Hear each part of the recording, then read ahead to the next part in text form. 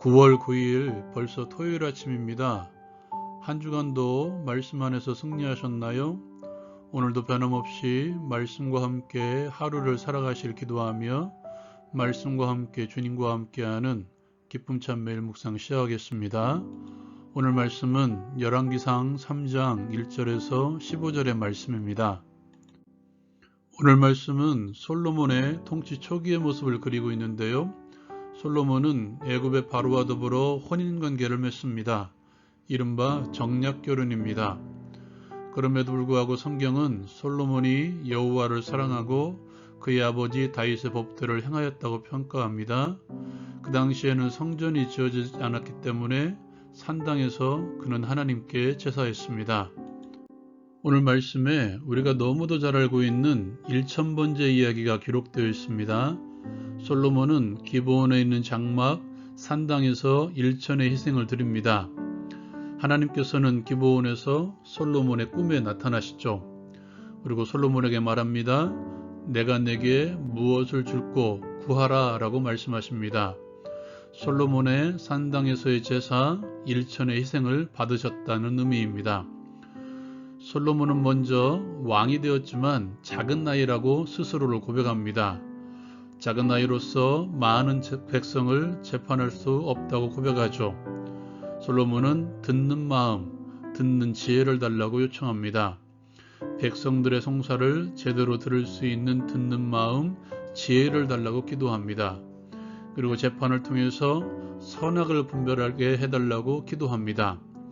하나님께서는 솔로몬의 이 구함을 마음에 흡족해 하십니다. 그리고 분별할 수 있는 지혜뿐만 아니라 부귀와 영광도 그에게 허락하십니다. 그리고 한 가지 당부하죠. 다윗의 행함같이 내 길로 행하며 내 법도와 명령을 지키라고 합니다. 그렇게 하면 내 날을 길게 할 것이라고 말씀하십니다. 솔로몬의 통치 초기에는 아직 성전이 지어지지 않았기 때문에 산당에서 제사합니다. 산당은 궁극적으로는 사라져야 되는 곳이었지만 함께 제사할 만한 큰 장소가 없어서 그는 그곳에서 제사하죠.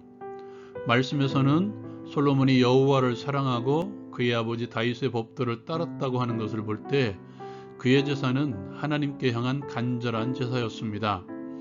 하나님께서도 꿈에 나타나셔서 솔로몬에게 소원을 물으셨던 것을 볼 때 그의 제사와 1000번제를 인정하신 것입니다. 그렇다면 예배에 있어서 장소의 문제는 그다지 중요한 것 같지 않습니다. 예수님께서는 장소의 문제에 대해서 사마리아 여인과의 대화에서 이렇게 말씀하시죠.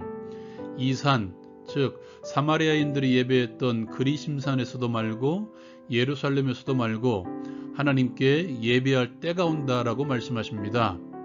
장소가 중요한 것이 아니라 때의 문제라고 말씀하시죠. 여기서 말하는 때란 하나님께서 찾으시는 때입니다.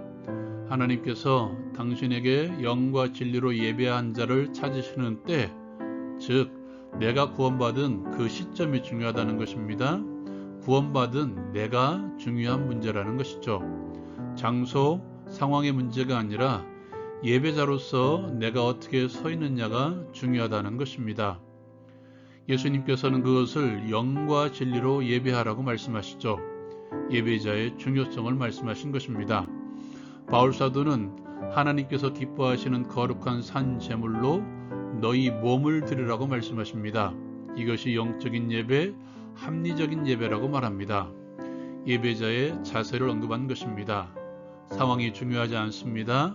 장소가 중요하지 않습니다. 그런 것으로 핑계대지 않는 우리 모두가 되었으면 좋겠습니다. 바울사도는 그래서 하나님의 뜻을 분별하라, 삶으로 입증하라고 말하고 있습니다. 이것이 예배라는 것이죠.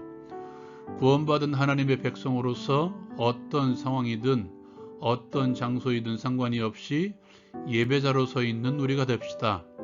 하나님의 뜻을 삶으로 시험하고 입증하는 삶의 예배, 몸의 예배자로 서기를 바랍니다. 두 번째로 나누고 싶은 것은 솔로몬의 소원입니다. 하나님께서 1000번제를 받으시고 그에게 소원을 물으십니다. 솔로몬은 하나님께서 맡겨주신 백성들을 잘 다스릴 수 있도록 듣는 마음을 구합니다. 선악을 분별할 수 있게 달라고 구합니다. 자신의 능력, 부귀, 영광을 구한 것이 아니라 백성들을 위한 지혜를 구한 솔로몬.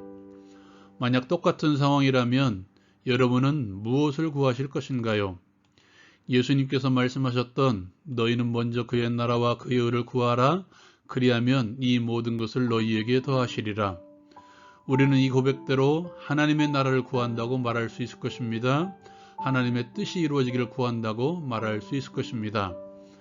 그러나 생각 속에는 하나님의 뜻은 이것일 것이야 라고 단정을 짓습니다.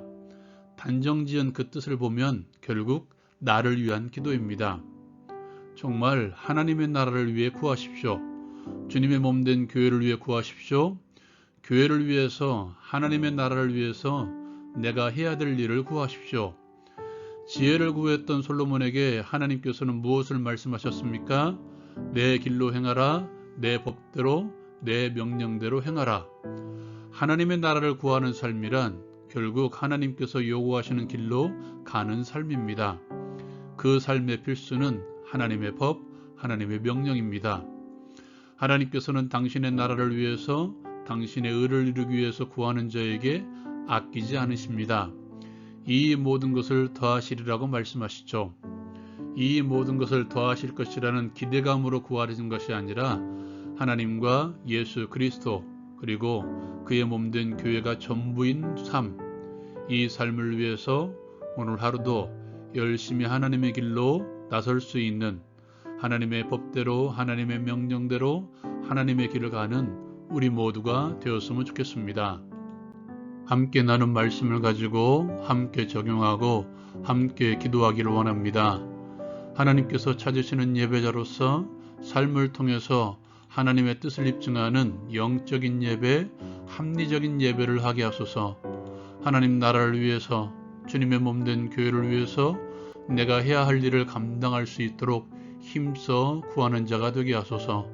오늘도 승리하시기를 기도합니다.